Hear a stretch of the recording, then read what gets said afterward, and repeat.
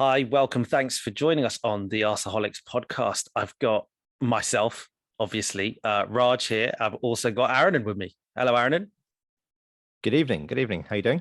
Yeah, not bad, not bad. We're 80 minutes into the Liverpool game. Liverpool currently losing 1-0 to Leicester. I'm not going to pretend that Liverpool losing is something which I should get excited about as an Arsenal fan and a potential title challenge. Let's not get carried away here. But it is it's going to be a fun episode that we're recording today, isn't it, mate? Because we haven't recorded in a while, and apologies for all our diehard fans, all the thousands of you. I really do apologize.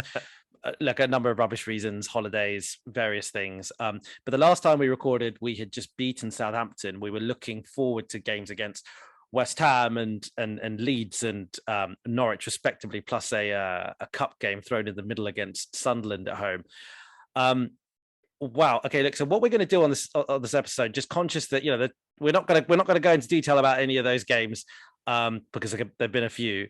We're just going to reflect on how we feel about that period generally, where we sit now, but we're also going to have some fun and kind of go through our kind of, well, given we're the halfway point of the season calendar wise anyway, we're going to do our best player of the season, our kind of best moment of the season, worst moment of the season, those kinds of things. So we're going to have a little bit of fun with that. Hopefully that makes it interesting for you guys. And we would obviously love to have the other guys with us to make it even more interesting, but unfortunately they couldn't make it. And then we'll reflect on a big game against City that we've got coming up. But yeah, mate. So look, with no further ado, let's just very, very, very quick summary, I guess, of the last few games. That we beat Southampton, as we discussed in the last episode. That was after a couple of really challenging results, right? Which were really disappointing against Man United and Everton. We went on to play West Ham, which felt like a 6-pointer, really kind of, West Ham were genuine, were and are, a top four threat in theory. Comfortable win at home, 2-0. We went on, we played Leeds. I was in Antigua for both these games, actually. And Leeds, away from home, we haven't been very good away from home, battered them 4-1. Was 4-1, right? Yeah, but yep. Battered them 4-1. Had a cup game against Sunderland. Well, that was, I'm losing track of the number of goals. I think that was 4 or 5 as well, right? That was 5-1. That was the Eddie show. 5-1, the Eddie show, and now we've just beaten Norwich away from home 5-0. I mean, if you add that up, if we just talk about the league games, let's just take the cup game away, because obviously it's a bit difficult to analyze, right? But with the Premier League games, since losing that game to Everton, which we were so devastated about, we've had 4 games. We've scored 14 goals in 4 games in the Premier League, and we've conceded 1 in 4 Premier League games since those 2 disaster games. We sit 4th in the Premier League. Some other results seem to have gone our way. Man United have drawn this week. Tottenham just drew today, although playing against 10 men for the majority of the game. So we are 4th. We're in a situation where we are 4 points above West Ham. We are 5 points against Tottenham, who, albeit fine, have 2 games in hand, but they'd have to win both to go above us. And we are 7 points above Man United, who, even if they win all their games in hand, can't go above us. Aaron, I'll stop talking for a second. This little period of games where we sit now on 4th, can you just tell me how you feel? Yeah, I've been really, really impressed, I think, is the headline there. I think the reason I've been impressed is, well, I'll tell you what my thought process has been, is that we beat Southampton. I think I came on here and said, okay, it was only Southampton. Then we beat West Ham, and I think we went to that game. You went to that game as well, right? And did you not go to that game? I can't remember. But anyway, I don't know if I mentioned to you, I was on holiday. Oh yeah, of course. Yeah. You kept that one quiet. Yeah. Sorry. So West Ham, we were there. We played well, and then I was like, but West Ham were really bad, and Antonio wasn't on form, and they had a few injuries. And then we went to Leeds, and I was like, it's only Leeds, and Leeds had a few injuries, and they played really badly. And then we beat Sunderland in the League Cup, and I was like, it's only Sunderland. And then we beat Norwich, and then I was like, it's only Norwich. But then I think it's almost time that we actually start giving Arsenal credit for not only turning up and getting results, but turning up, getting results, and playing well. Which, as we've seen with like Man United going away to Newcastle after having 2 weeks off, and they struggled because and Newcastle looked really good, and Newcastle were in the bottom three. And if we had beaten Newcastle, I probably would have been saying, "Oh, it's only Newcastle." But Man United didn't beat Newcastle.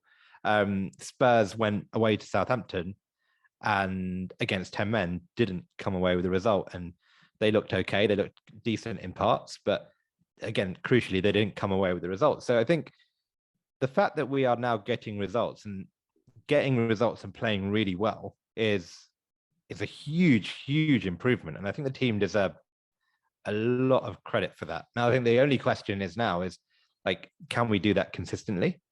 And your guess is as good as mine, because deep down, I still feel like we have the odd Everton performance in our system there, but it looks like something has really changed.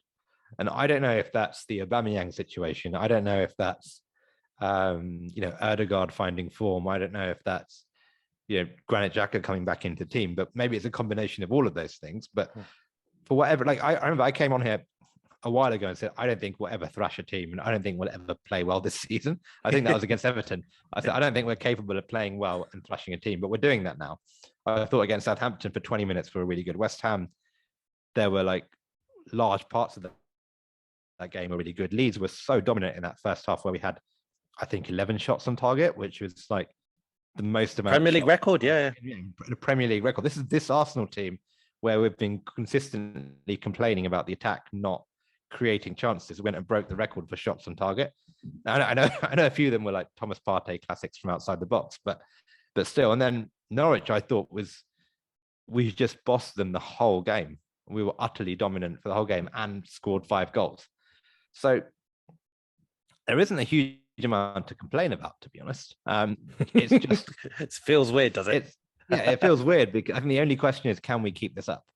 And it looks like something has changed, and I'm delighted, and I'm excited to see this team play again. And actually, I know the Wolves game was called off, which is probably good for the team in terms of fatigue and fitness. But I was genuinely disappointed, because for the first time in a long time, I was like, I'm actually genuinely looking forward to going and seeing this team and seeing what we'll do next, which is a feeling I haven't had with Arsenal for a long, long time. Yeah, man. I mean, there's a lot to unpick from what you said, but I think that you probably said, I don't think there's anything that you said that Arsenal fans from all over the world won't completely echo. I mean, it's just that feeling of, are we ever going to batter a team, till all of a sudden, we've started doing that almost on a regular, but over this period of games, we've been so dominant. It's interesting, you referenced the Everton game. Gary Neville on Monday Night Football, he mentioned how he still thought that Arsenal have that you can't be relied upon. They've still got like almost a bad performance in them. I was a bit, when he said it, I was a bit like, well, come on, Gary, being a bit harsh, maybe that kind of Arsenal Man United rivalry kicking in. But I think the Everton game has given me that nervousness now properly, hasn't he? Because it was so inexplicable, and it was followed by these amazing performances. I sort of feel like, where the hell did that come from? How did that performance exist? And the fact that it existed, for me, I think I'll continue to feel for the rest of this season that it could come out at some point. But another thing that you mentioned, which is, we as Arsenal fans, we're just a really dreary bunch a lot of the time. We're a very, very pessimistic bunch. We've been scarred a lot, whatever. Every single time we have a good result, we find a reason to say, do you know what? Like, you can't get carried away. It's only this team. It's only this team. It's only that. It's only this. And whenever we lose, whenever we get beaten by a big team, we'll just lose or whatever. It's like, see, we're not good, are we? Because of this and that. So we completely react to defeats and think that these defeats are, they give us so many pertinent things to discuss and analyze, et cetera, et cetera. But every time we win, we're kind of like, we can't get carried away because it's this and this. But at the end of the day, like you've just said, look, we battered Norwich. Fine. You've got to batter what's in front of you. I know Crystal Palace just battered Norwich, but then stuff like Newcastle, like you've just said, Man United just went to Newcastle and drew. We beat Leicester 2-0 at Leicester earlier on this season. And everyone at that point were like, yeah, Leicester going through a bad. Leicester can't defend. Leicester are beating Liverpool now. 1-0. It's the 89th minute. That might change. There's still time left. We know Liverpool. But point is, we've got to start giving Arsenal some credit sometimes. The way that we've been bouncing back, the way that we've been reacting to defeats, and the fact of the matter is, the youngest team in the Premier League are fourth right now. We're going to go into the new year in fourth place. The most expensive, I tweeted this, the most expensive football team in the world ever assembled is seventh. Are they seventh? I just seven. Well, they're 7 points below us anyway. Yeah. I mean, it is an interesting one, mate. I mean, like, would you, if someone had told you at the beginning of the season, if someone had told you after Brentford, Man City and Chelsea that come New Year, Arsenal would be in fourth place, what would you have said? I would have bitten their hand off for it because, I mean, yeah, I think I remember I looked back and I'd love to listen to our episode against Brentford again after it lost, because I think the real issue was we saw Man City, we saw Liverpool, we saw Chelsea, we saw Manchester United, and we were like, these four teams are going to be miles ahead. And then we were probably saying, okay, even if things go really, really well for us, the best we can do this season is fifth.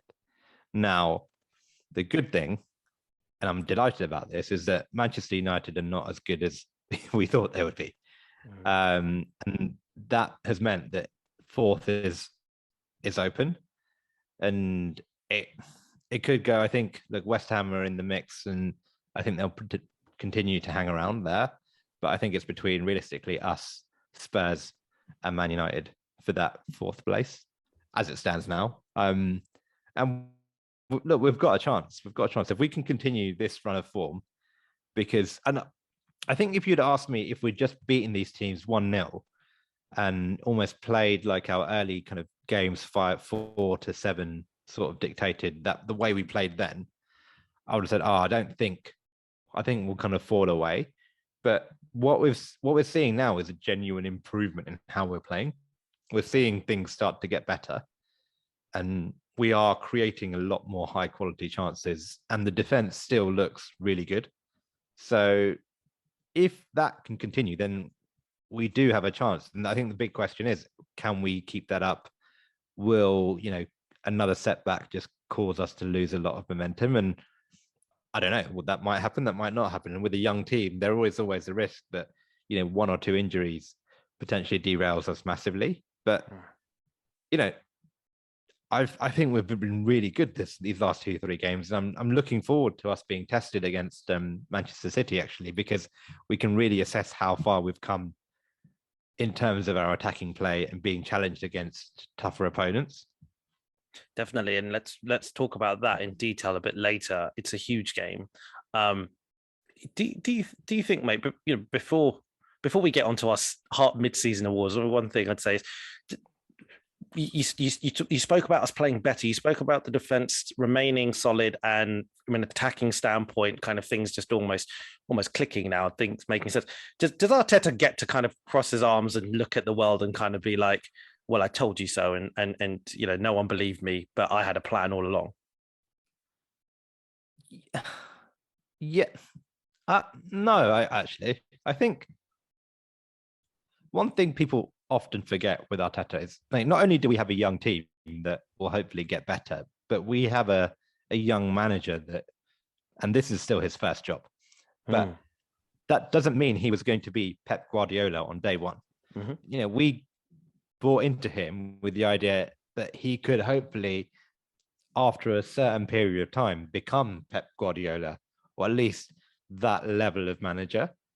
And along the way, he will have to get better. I don't think anyone, and I think this is a big debate on the manager, which is, okay, well, will he reach that potential? Can he reach that potential?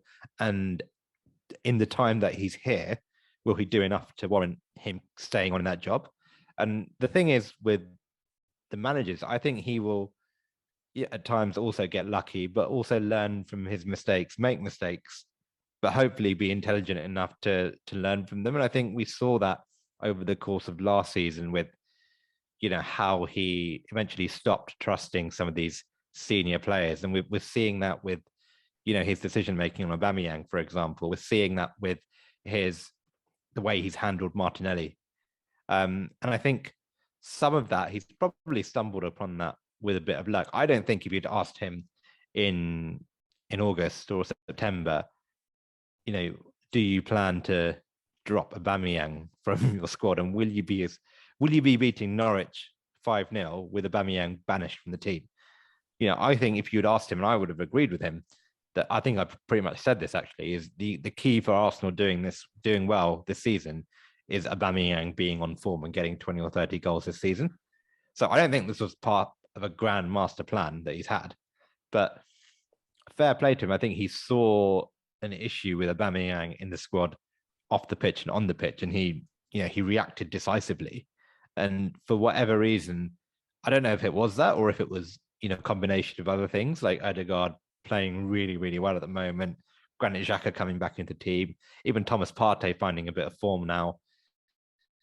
I think things have started to go well, and hopefully he'll realize from that what he needs to do to get this team to consistently produce. Yeah, and I guess my question to you is, what do you think has been the catalyst for this? Do you think this is Arteta finally coming good, or do you think something else has gone right to result in a change of form like this? I think two things have happened. I think the first thing is essentially what you said, and Le Grove. In Le Grove, they spoke about this, I think, in detail. I can't remember if he did it in his article or whether he tweeted, but I remember that he was basically talking about how the Emile Smith-Rowe situation. Emile Smith-Rowe was effectively stumbled upon. I was not Arteta didn't plan on Emile Smith-Rowe being such a big part of this latter half of last season. When that Chelsea game came and he was thrown in, it was because other things weren't working out. Arteta had banked on Willian being a big player for us, giving him a 3-year deal, promised him that Champions League football, had thought he was going to be a big player. That didn't work out. That didn't work out, and he went, "That's not working out. I need to do something different. I'm going to try this." So one of the reasons why I think things have gone well is because I think Arteta, even at that point, which is about a year ago now, showed the fact that when you are a young manager, even if you're an old manager, you need the ability to change you need to have that ability to change your mind and learn on the job and evolve. And that was an indication that he is the sort of manager who is willing to change. And that's been one of the reasons I think things have been going well, because like you say, I don't think he planned on Aubameyang being rubbish this season. He didn't plan on that, but he's had to react and react. He's done very well. So I think one of the reasons is him reacting and learning on the job very well. But I think the other thing is, I do think that there's a number of philosophies and not a number of, firstly, when it comes to culture and behaviors, there was all these non-negotiables. When it comes to actually how we play on the pitch, clearly Arteta has had a lot of very, very specific tactical and technical ideas. Everyone was talking about what a great coach he was, based on what Guardiola was saying and what other players who had played under him at City were saying. And it really, really seemed like his attention to detail was very high and he had some ideas.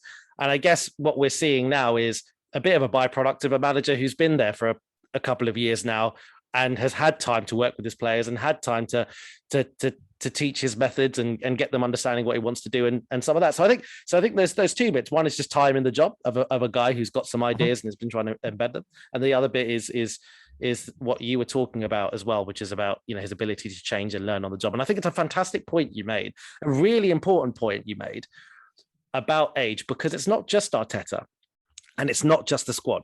It's also a very young technical director in Edu. It's also a very young managing director in Vinay. It's also a very young chairman in Josh. This is a really young bunch of people doing their respective roles. And I think with youthfulness, you get a couple of things. One, you probably get a little bit of naivety every now and again. You probably get, that lack of experience, but you also kind of get a bit of balls, and you kind of get a little bit of energy, and you get a little bit of kind of new thinking. And I think really, like, Arsenal at the moment in what we're doing right now and where we are right now, it's a really, really good news story. What we're seeing evolving at the moment. It's very hard not to be positive about it. I think you're right. I think the other thing that helps is from the start of the season, it was very clear that this was a rebuild and that we were going to have to put our faith in a young team, new players coming in who might not have, gone out there and won trophies for their teams coming in. Players like Ben White, players like Tomiyasu, players like Ramsdale. We're going to come in and put our faith in those players. But they were brought in with the right values, and we brought in likable players into this team that fit the cultural dynamic that the manager was trying to build. And I think the fans have, especially in the ground, have bought into that. It's not at all this season been negative. So I almost feel like when it does come good in moments like it is at the moment, we feel really like almost vindicated that we've been patient with this team and we've been patient with this manager. And I think if we continue to find success, and I don't know if we will or no one knows, but if we do, it will feel really good because it sounds really cliche, but we feel good about it because we have trusted the process. And when the process comes good, it feels a lot better to win this way because it's like, we were grumpy, we were annoyed, we'd lost games, but everyone kept telling us, well, we as a fan base believed that this would come good, this would work out because we can see the building blocks there. And there's every chance that it might not. Like I remember when, Wenger was investing in Project Youth, it was a very similar sort of vibe of, okay, we've got these great young players, but ultimately it never really came off. There is a hope here that with these players, we are building something for the future. And that ultimately just feels really good to buy into. And then when it does come off, it also feels really, really good. It's something that as a Chelsea fan may not ever have been able to experience, particularly in the Roman Abramovich era, where it's, I think as a fan, sometimes there is you obviously want to win. You do want to win. You want to see your team win trophies. You completely get that. But there's also a really fun experience about being part of a growth journey and being part of a project and having some faith, in something which for a number of reasons might not work out. And you hope, because you're a fan and you're a supporter, you hope, you will it, you wish it, you really, really want it to work. And often it doesn't, and that's sad, and you have to go again. But when it starts working and some of those things, and you get to turn around and go, you know what, we had the faith and it's going well, that feeling's great. It's cool, and we're part of that journey, right? Yeah, exactly. It's about that journey and being on a positive direction. I think for a long time this team has been stagnating or going backwards, and especially in the Emery era, we weren't really sure what this team was about. We weren't really sure where it was going, what the style of play was, where the potential for this team to really kick on into a potential Champions League team, and then from there, a potential league winning team. At least with this bunch of players, you can see the potential there, and you can see what we're trying. Like last season, it was like, okay, Willian was there, Cedric was there, and I think the frustration was, okay, well, what is the plan here? Because Willian probably they were win now players, or at least do enough top four now players. At least with this team, even if we don't finish top four, hopefully we'll get close enough to give people hope that we're on the right path. Yeah, and you can see with these last few results, again, huge caveat that we need to consistently keep doing this. That at least it looks like we're on the right trajectory. Exactly. I was just going to say, at the end of the day, we may do an end of season review, and everything that we've just said right now may just age very badly. And so there's a lot of things that may happen, but what we do know is we've been halfway through the season, and there's a number of things that we do know and that we've experienced. And so let's get onto that bit where we're going to do our kind of, let's call them mid-season awards just for the sake of it. So the first thing that we're going to do, so Aaron and I don't know what each other's answers are. We don't know what each other's answers are. So the first question is, who is our player of the season so far? So Aaron, and this is just Arsenal, by the way, so all these questions are just Arsenal. So who is your Arsenal player of the season so far, Aaron? I went Tomiyasu. Phenomenal. What did you do? I went for Emile Smith-Rowe. Okay, good. Do you want me to go for my reasons for Emile Smith-Rowe first, and then you can go for your Tomiyasu's? I did. Okay, yeah. I think I'm probably going to agree with them, but let's just Yeah, go ahead. Yeah, no, I agree with you. Are you going to tell me that you don't have to convince me that he's a good player? No, I know. Look, I think when I was trying to think about, there's a lot of candidates for this, and some of these candidates I've given them other awards later. Okay. But my point is, yeah, when I thought about player of the season, it really comes down to the fact that you've got this kid who's come in January last year, mid season last year. We thought he was talented. We thought he had good elements to him. I think we all said when we did see him is that when he played for us, we play a bit better. He kind of makes things tick, etc., etc. But Arteta laid down a gauntlet to him last season. Did he? He basically said, someone in his position, he needs to be scoring goals. And that's how he needs to get to the next level. That's what he needs to do. And the people who said that's loads of pressure on the kid. Why are you saying that? Why are you being negative? Blah, blah, blah, blah. I never thought that at the time. I never thought that was a bad thing for Arteta to say. Now we are midway through the season. This is his, I guess second season with the team. First full season with the team for Emile Smith-Rowe. He's a top scorer. Mm-hmm. He's a top scorer with 8 goals in the Premier League, but that's just Premier League goals. I think he's got 8 goals. I don't think there's anyone else who's close. I think so. Yeah. He's got 8 goals. Saka's got 5 goals. So 8 goals from a midfielder, a kid who just had his breakthrough season last season. It's not just the number of goals; it's the timing of those goals. It's the games where we've needed someone to make the difference. I'm thinking the Watford game is coming into my head. When we played Leicester, the second goal, which was very important at that stage. The ratio as well is the West Ham game when the West Ham. Yeah, so it's that. So I think he's become a leader in this team. He's scoring important goals. He's dictating the tempo of games. He's really standing up. The assists, the link up play, you name it. The guy has just been, for me, again, he's the guy where I'd say that if he had a long-term injury, I'd be very, very concerned. I will caveat that by saying what I've been phenomenally happy about is we've managed to rest him over the last few games. Basically, we've managed to just say sit on the bench if we need you, and he's got a bit of rest. But every time he comes on, he scores. So look, overall, I think he's been the one. He's been the difference maker for me this season. He gives us so much, and so therefore, he's my player of the season so far. Yeah, I mean, I can't disagree with most of that. I love the kid.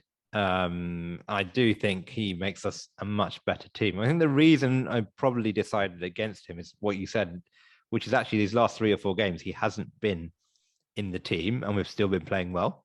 Mm. And I think a lot of that was down to Martin Odegaard, playing in that 10 kind of inside forward type role where he has also looked really good.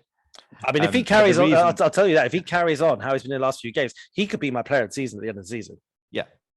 Yeah, exactly. He's just in a phenomenal vein of form at the moment. But the reason I just went Tomiyasu was, this guy has been, let's be honest, plucked from obscurity. Nobody really knew who he was when he rocked up. He played that first game, I think, against Norwich, was it? I think. And pretty much up until that game he got injured against, against Leeds, potentially, he hasn't had a single bad moment in this team. And he's consistently been one of our best defenders. He's completely new to the league and has just come in and made that right back position his own.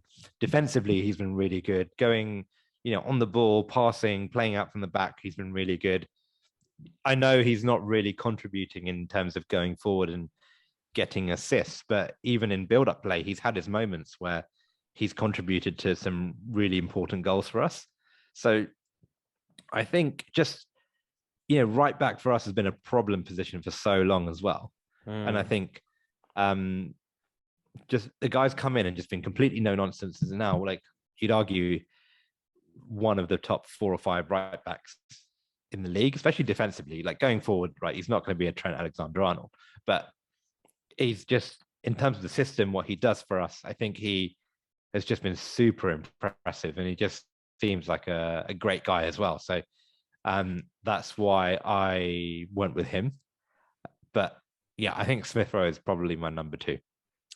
Yeah, I had three players vying for this award, and he was one of them. And everything that you said about Tomiyasu, he's number one for tackles in the team.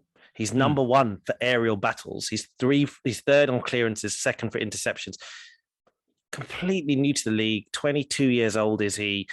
Again, deadline day. People were like, no, what Cave, that idiot on Sky, the way he laughed, and just Yeah. the way he kind of, you know what? In fairness, there are probably people all over the country were thinking the same thing, right? Who the hell is this guy they've signed on deadline day? This is clearly not part of a plan. But we're one of the best defenses in the country right now at this moment. We're one of, not the best, but we're one of. And he's number one for tackles, number one for aerial battles, third for clearance. Second. Absolutely, completely agree with you. Fantastic player. What a signing, what a season he's having so far. So let's, I think the thing I like about Tomiyasu is this. This doesn't really make a difference to him being any better, but I don't think anyone else in the league really realizes how good he is, or like fans of other teams. Yeah, they probably think he's just a bit of a random dude that is there to make up numbers. Yeah, and I think only when you like really watch him, you like, actually, this guy is actually a very, very good right back. Yeah, absolutely. I think partly, I think it's because the role of the fullback now has been largely kind of branded as if you're not a Trent Alexander, if you're not a phenomenally attacking wing back, then you're no longer a relevant current wing back. Really, it's all about the fullback, if you like, is very out of fashion if you can only really defend very well. But and you know what, at the end of the day, like, I don't think either of us are saying that Tomiyasu is actually secretly also amazing going forward. We play a system which essentially means that our left side has a lot more freedom in the fullback area. We get Tierney, we have Tavares who kind of bomb down, and Tomiyasu does a lot more tucking in. That being said, I think there was another stat I saw where I think Tomiyasu is the player who has the most passes into the final third of the Arsenal team. So he's still someone who's contributing. Yeah, look, and like the other things he said, I love the other things he said as well. Like, he just seems like a great lad. Like, just seems to, just have be really liked and just have his head down, just want to play. And yeah, absolutely love it. I mean, so there's, the second category, the second question is one where he's obviously a candidate for as well, and that is best summer signing. So best summer signing, who did you go for, mate? So I also went for Tomiyasu on this because I kind of felt like, well, you can't then nominate a guy for best player of the season and then say he hasn't been the best summer signing as well. So I think logically, I think I will go for Tomiyasu. Yeah, I think my notable other mentions, I think if I would actually say my other, I think I would actually go Ben White as my best summer signing if I wasn't going for Tomiyasu. It's so interesting that you haven't mentioned Aaron Ramsdale. So was Ramsdale your summer signing? Best summer signing? Yeah. So I'll tell you why I didn't go like Aaron Ramsdale is that I think Ramsdale is great, and I think he's been a big presence. I just don't think Leno was that bad a goalkeeper. Yeah, okay, I agree with that. Gets a lot of unfair criticism. I think Ramsdale is unquestionably better for us, and I'm really happy that he's here. I just think, for me, like, you look at the players that have come in terms of Ben White and what he's given us versus what we had before. You look at Tomiyasu, who's come in and what we had before. Like, if, God forbid, Ramsdale got injured for 2 or 3 games and Leno had to come in, I'd be annoyed, but I don't think it would be a disaster. However, if Ben White or Tomiyasu got injured for 3 or 4 games and we had to deal with Cedric at right back, or maybe Rob Holding, for example, centre back for 3 or 4 games, I think that's a considerable step down in quality. Is that a different question though? Is that a question? Say who was the most important, or who was the biggest improvement of a signing against what we currently have? Isn't it, like, do we not have to factor? Because the thing with Ben White, again, we spent 50 million on it as well, right? So this is like, no, I'm not putting down what you said. I think it's interesting that you said Ben White because he wasn't in my top 3 probably, actually. So that's interesting. I think Ben White gets a lot of stick because he's not a Van Dijk level defender. And yeah, I mean, maybe you could argue for 50 million quid, you should be getting a really good defensive centre back. Yeah. But actually, I think what this team needs, and what it seems like in terms of like the modern centre back of like positional type football, they have to be really good on the ball, because actually, top centre back probably spends more time like building up attacks than he does defending at the top level. And I think for that, like it's really, really hard. It's actually it's not super hard to find a defender who can, deal with crosses consistently, or a defender who can tackle well. I think there's quite a few of them, but it's really, really hard to find a good centre back that can do all that reasonably well, but at the same time also be really good in terms of creating attacks and driving the ball forward, running with the ball, and pushing into midfield and doing a job there, as well as the versatility he provides. Because he played right back against Norwich and also did a really good job there as well. So that's why I think losing Ben White would be a big problem for me. Losing Ramsdale would drop off a level, but I don't think Leno for us is that bad. But yeah, you're right. I guess what I'll take that. I see. Yeah. Go on. I mean, I think why did you go for Ramsdale? No. What I was going to say, I actually don't. I hadn't really thought about that. That point is very true. So I think that I'm terrified if Gabriel or White has a long-term injury, because I think that they're a profile of centre. Slightly less if Gabriel does, slightly less because I think Murray's still quite a good ball-playing centre back, but Ben White, has been exactly what we needed. He was exactly what Arteta wanted, and there's no one bit of me that's disappointed in Ben White. Let me make that very, very clear. Right? I'm delighted with him. I think it's fantastic for the reasons that you said. Fantastic. I think that for me, Ramsdale, if someone had turned around, if we had gone and signed a £60 million goalkeeper from Real Madrid, and he put in he's had the season that Aaron Ramsdale's had, everyone would have said it was worth the money. Right, everyone would have said, that's what you get, £60 million keeper. You're top European goalkeeper. That everyone would have said that. And I think part of it is therefore like from sheer shock from the fact that we plucked this guy from Sheffield United, battling relegation constantly. We all kind of had doubts. Everyone had doubts.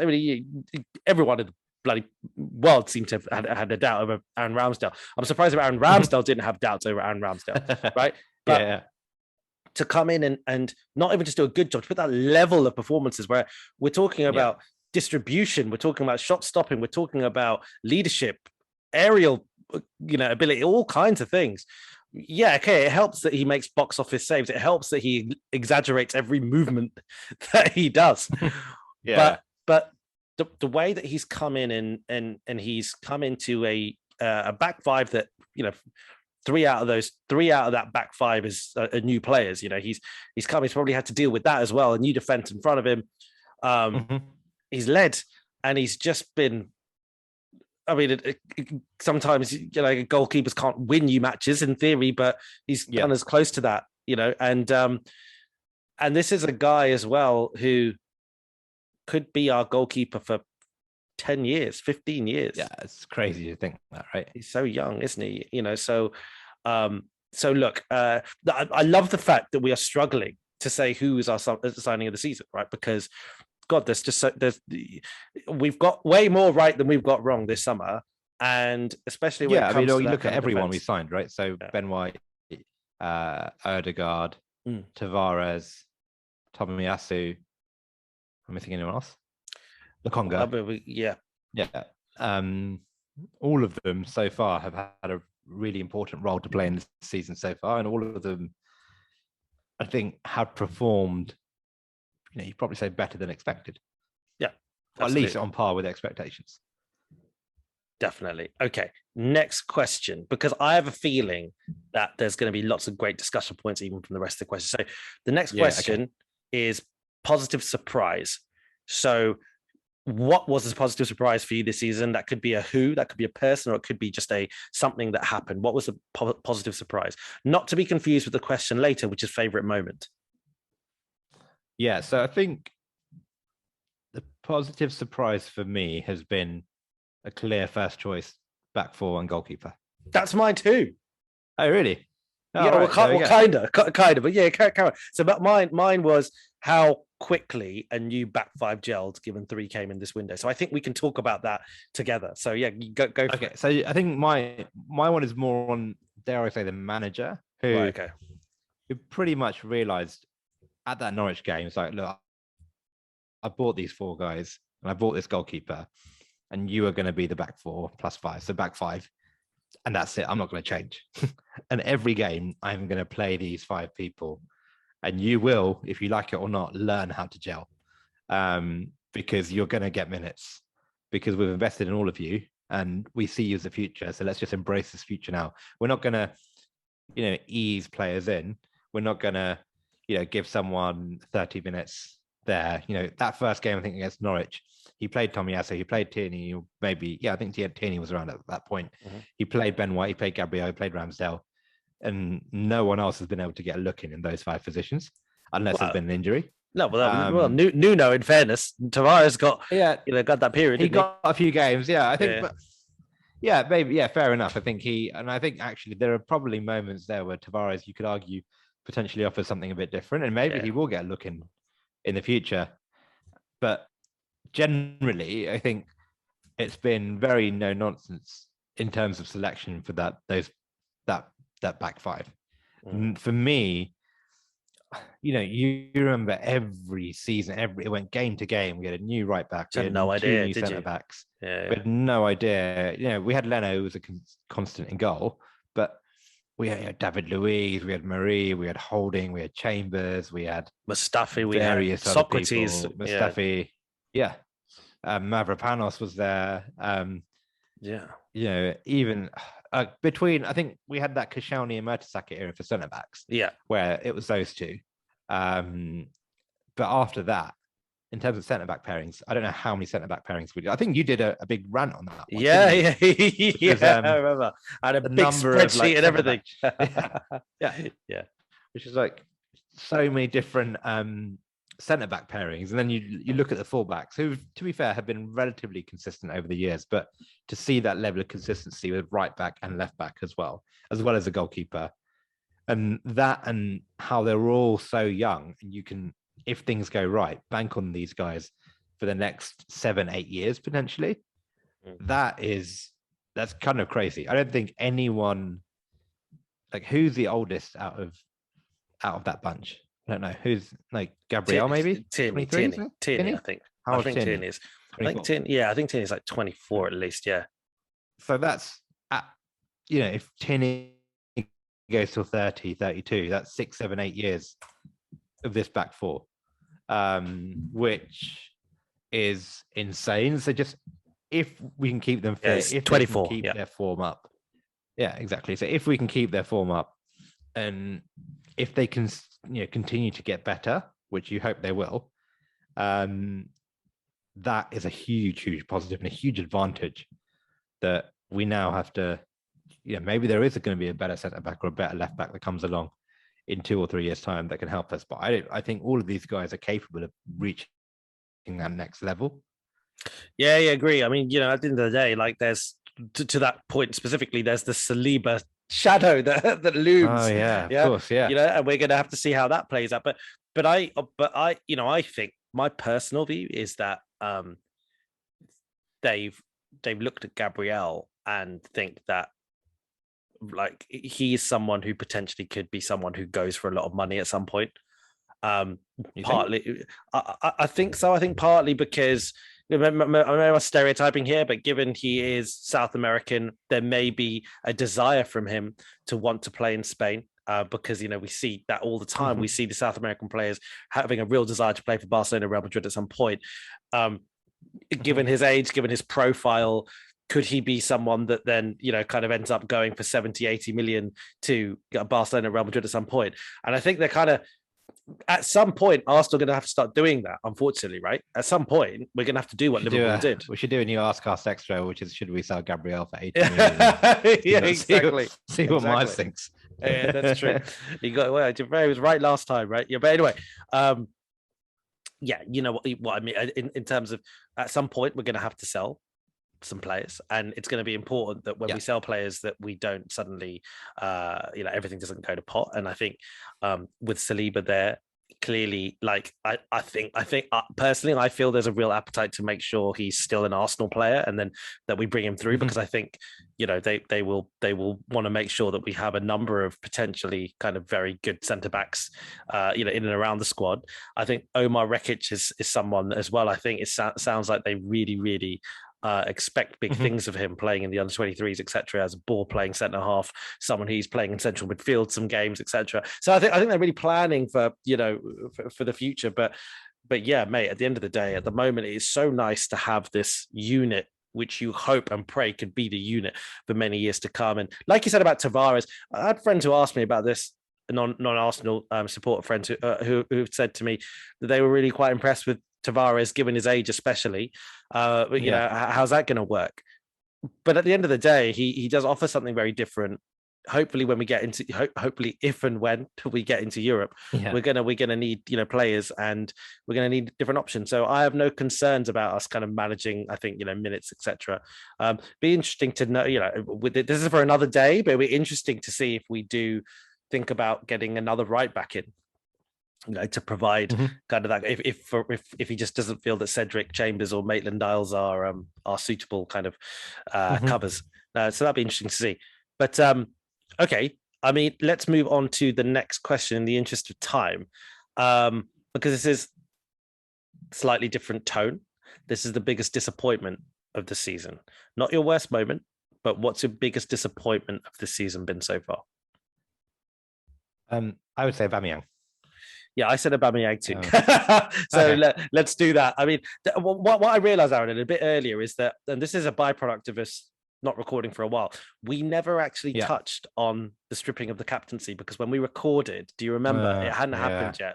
So I wonder whether we should, at the end of this episode, I confidently predicted that Aubameyang would never lose a captaincy. And the day after it happened. Okay, let's just do it. Let's just do it all. Let's just do the whole Aubameyang thing now. Then, given this, so yes, both of us has been a disappointed in the season. Aaron, why has it been your disappointment in the season overall? Are you talking about his performances, or are you talking about the behavior and the captaincy stripping, or what are you talking about? Everything.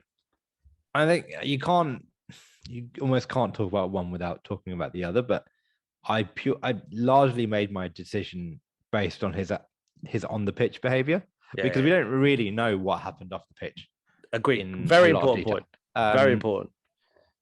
And without knowing, it's really hard to judge, who's right, who's wrong, and what the where who's being fair or not. But ultimately, we all said that this guy needs to step up in terms of contributing to goals, contributing to the team play. And long story short, he hasn't been contributing in terms of delivering on the pitch. And you could argue that was because he wasn't getting service, but actually there got to a point where he was getting chances and he was missing them. So you just expect better.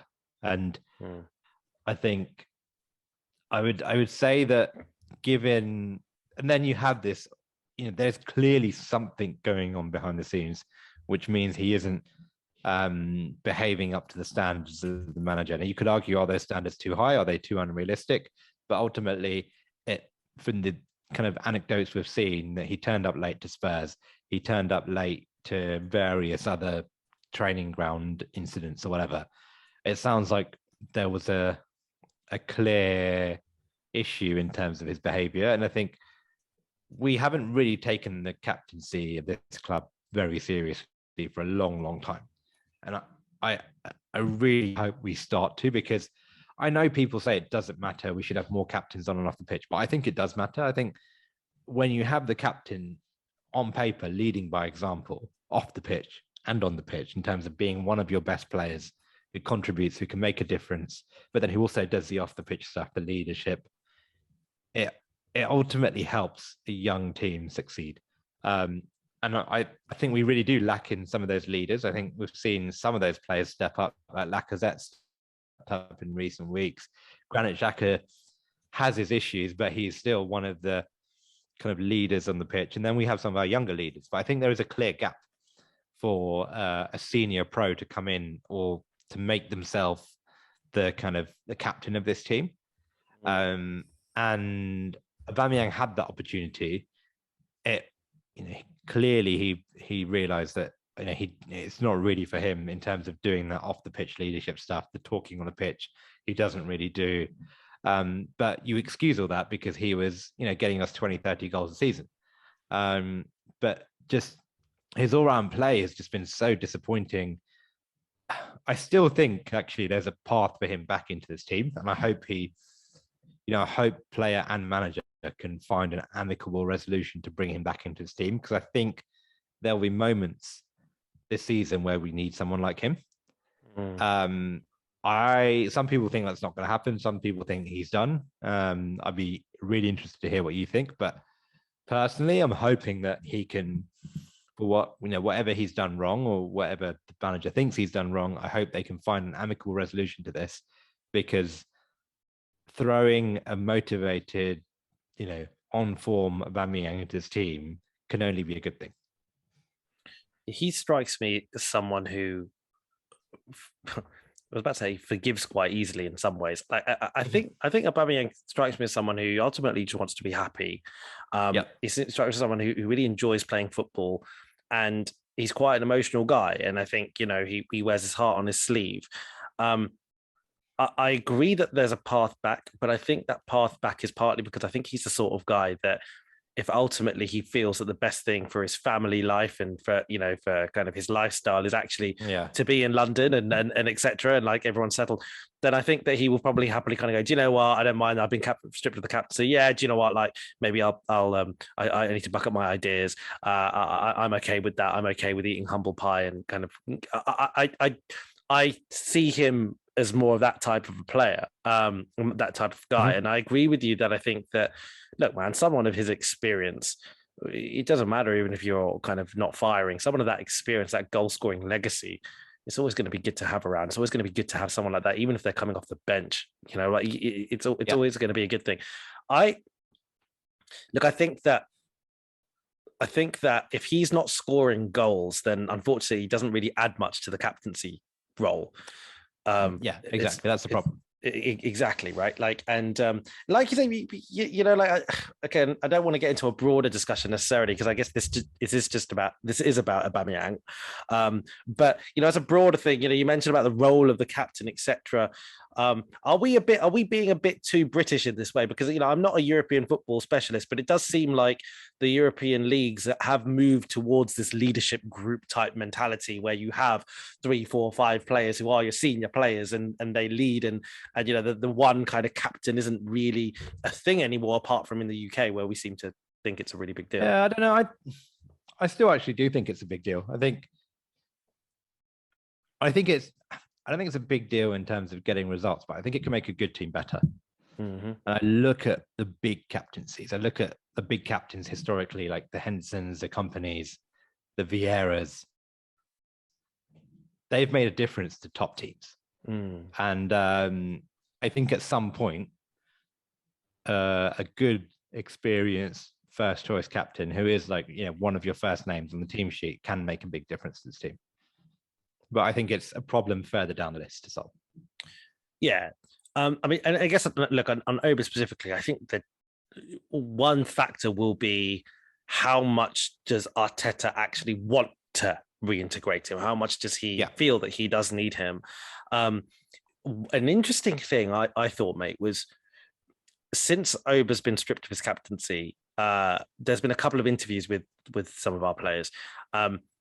Ben White gave an interview. I can't remember who he gave an interview to, but I remember reading the quotes. Granit Xhaka has just given an interview, which is in The Athletic.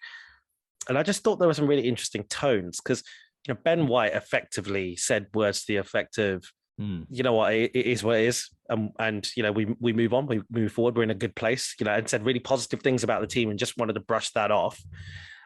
Granit Xhaka also something interesting. I thought the devil was in the detail. He talked quite empathetically about Aubameyang losing the captaincy, but when he spoke about Lacazette, because he basically said, Lacazette being new captain, or effectively taking over the armband for now, and he said stuff like, "We need a captain like Laka." He said a bunch of things, but including one of the things that he said is he's always on time. Oh, He really? basically, he I didn't basically see said, that. yeah, like he basically said that, and it was very interesting. I thought him actually saying that, Yeah.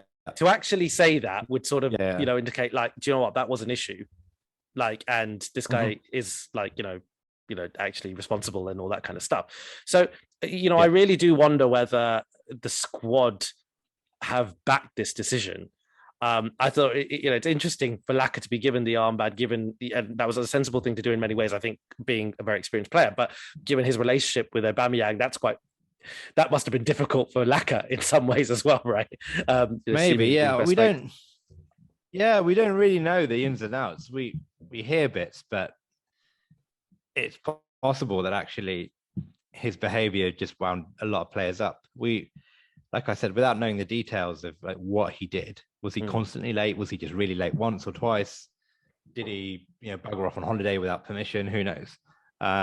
We will never know and be able to judge, but it sounds like there was a consistent problem. Yeah, agreed. So look, so I think as you and I both agree, probably the disappointment of the season, club captain, talismanic striker. I think he scored 4 goals in the Premier League. That's just not good enough.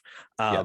And it's not like he hasn't been getting minutes, and all this behavior stuff. All in all, the way that it's ended. I mean, we spoke about this a while ago, I think, on WhatsApp, didn't we, Aaron? It's like, why is it that our star players always seem to end Yeah. acrimoniously? Why is it always that way with us? Are we just cursed in that way, or is it a byproduct of being this team that isn't right at the top Yeah. anymore?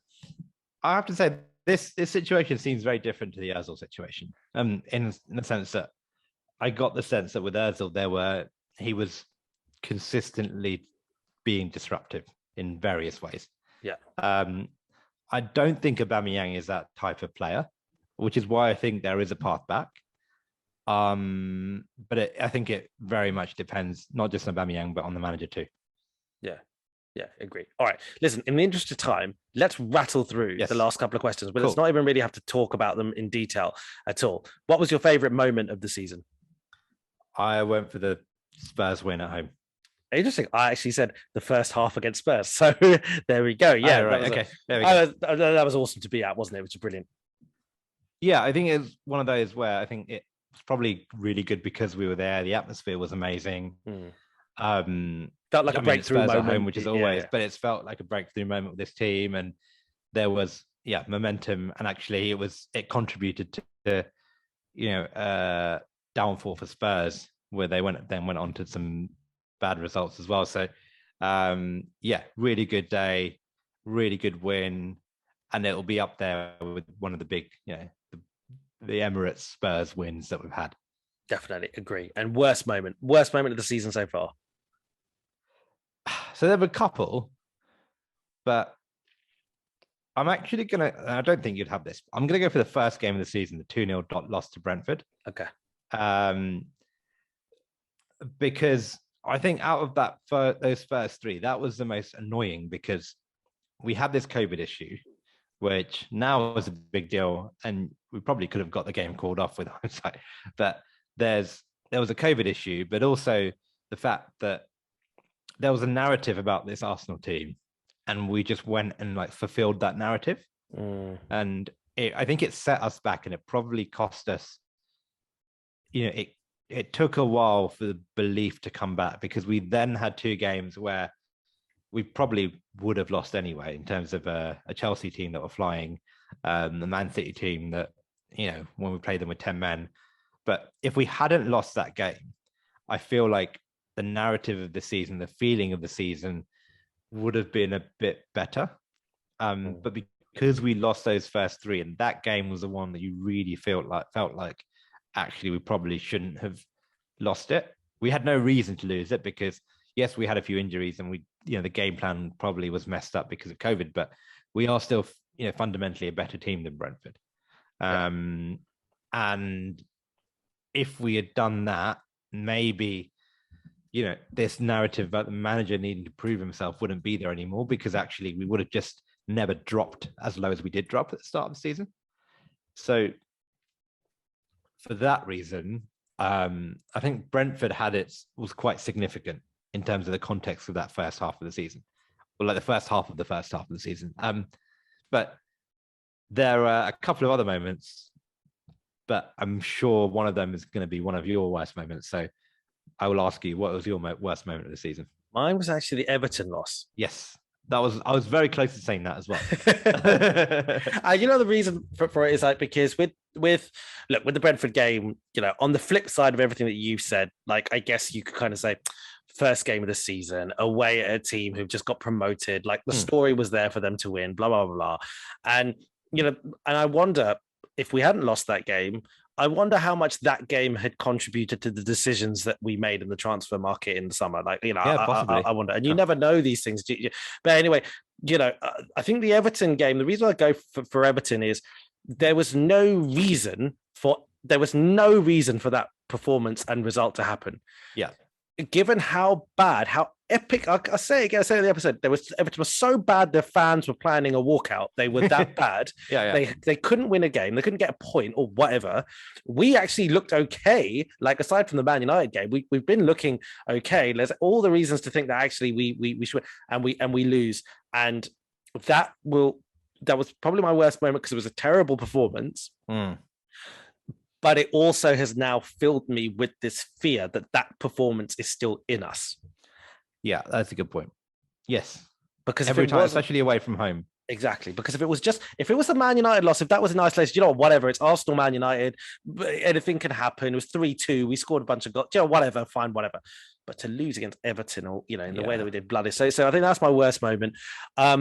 Okay, cool. So that's actually our awards. And I guess the last thing that we were going to say, we were going to talk about is how, based on everything that you've seen right now, and I can't, we said we can't really remember. I can't remember exactly what my predictions were at the beginning of the season. But my question to you and my question back at me also is, where do you think we will finish at the end of this season? This is really tough. So originally I predicted 5th. Okay. I guess the question is, will we do enough to get 4th? My heart is hoping we do. I just feel like this team at some point, like you said, I worry that we have a few more Evertons in our closet, and this team is still a bit young. I think a lot will depend on what happens in January in terms of how we react to Partey going away and any potential injuries. So I will. Okay, let's just. No, I'm going to say 5th because I think we'll get injuries, and I don't think we've got the squad to push for 4th because I think our reserves are actually a significant level below. I'm going to agree with you. And it's unfortunate that I'm going to agree with you because I originally, when I thought about this answer, I actually said 4th. And the reason why I have a slight amount more confidence about the possibility of finishing 4th is actually based on the Tottenham and Tottenham and Man United's recent results. Because clearly from Man United drawing away at Newcastle and from Spurs drawing away at Southampton, clearly Spurs playing majority of the game, with an extra man, it feels like they've still got work to do as well. And it feels like they still are, however experienced their managers are, they're still new managers. And sometimes their ideas are going to take time and, there's going to be teething, etc. So because of those two, it gives me hope because I think at the end of the day, we do need to remember that we've had a manager who's been there for a little while now, and there are certain things that are coming together. And actually, we've got a bit more automatic. But the reason that you mentioned injuries and the squad, etc., I agree. I think that if one of the centre backs goes, it's a big problem. Yeah, I think if Tomiyasu goes for that's a problem. I think with the central midfield, we could probably figure it out because I don't think we're reliant necessarily on one or whatever. Yeah, but I think if you get, if Saka and Smith Rowe and Odegaard even if they pick up some niggles and if there's just kind of that difficulty and kind of in continuity and whatever, I think we'll really, really struggle because I don't think, I don't think that we've got the right backup and we've got the right quality of backup to be able to deal with it. So, and then that inexperience will kick in as well. The issues of being a young team. Yeah, exactly. So let's hope we're wrong, but And we do keep our players fit, and they can step up. But yeah, so you and I we're both not going over over the top. We're both saying we still think that we probably won't finish fourth.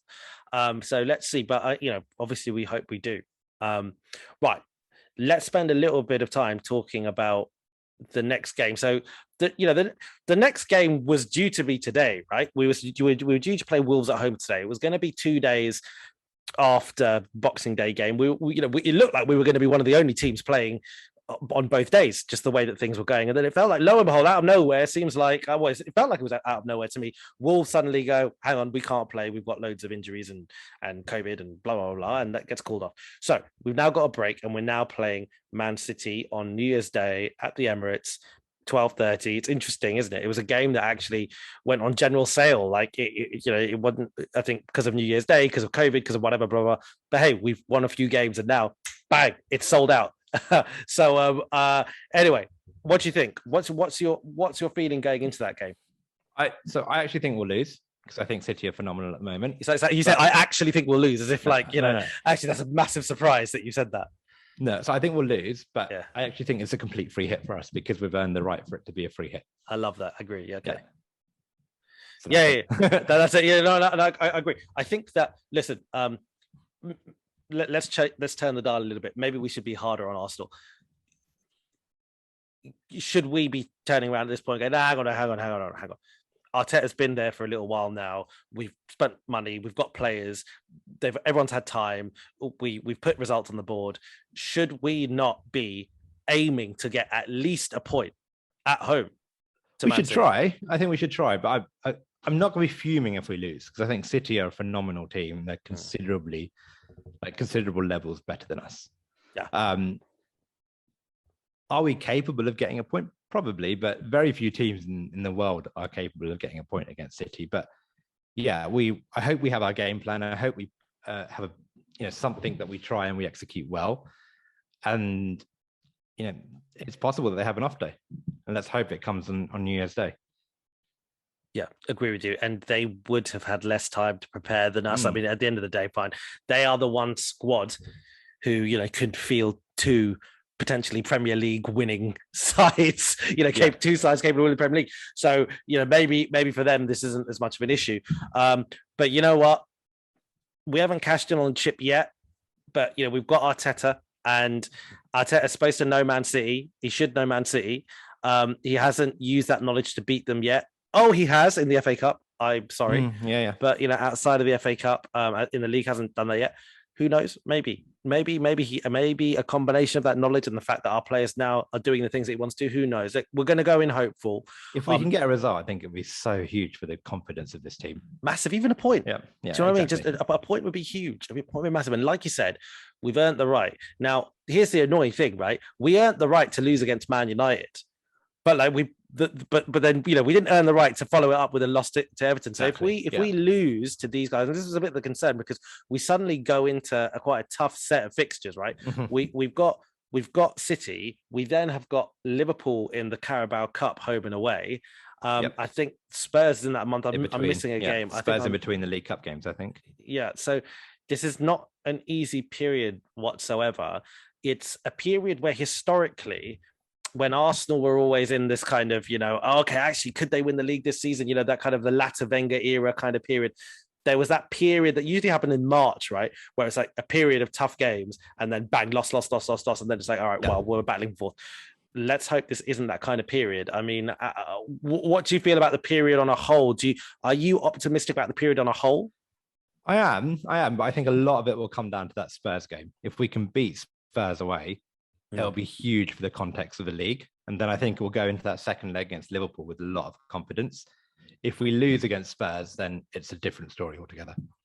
It is a different story, isn't it? Because if you look at even the point situation, regardless of the fact that they dropped points today, they've got two games in hand over us, right? And they're 5 points behind us. Let's just assume that both teams continue to win whatever league games that they have.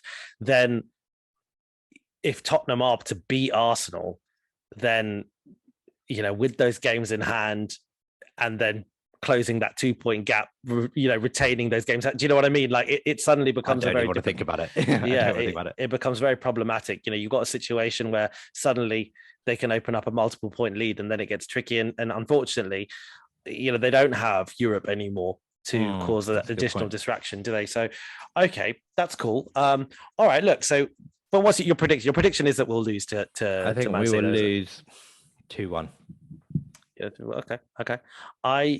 I agree that we'll lose. I think I'm going to go into the game optimistic, and I think I'm going to be brought back down to earth a little bit.